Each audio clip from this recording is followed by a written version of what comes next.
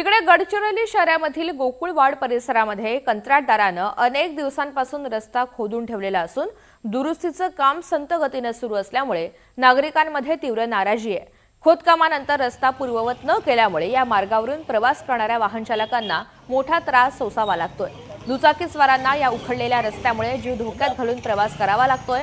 आतापर्यंत अनेक दुचाकीस्वार घसरून पडल्याच्या घटना घडल्यात।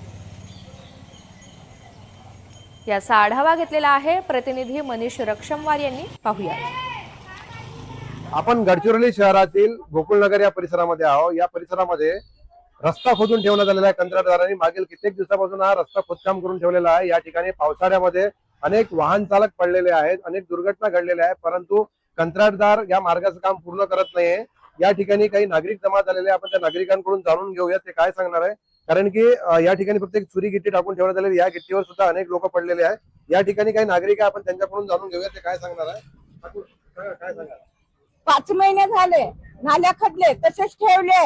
आता पाऊस आला, खूप पावसामध्ये चिखल पडला, तिने का पाणी सांगरला होता।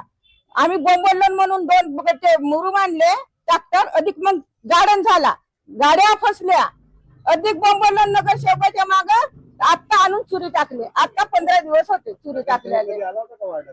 नगरसेवक कधी वाढत आला नाही। आम्ही म्हणलं तेव्हा उगाच तरी ये ना हे करे।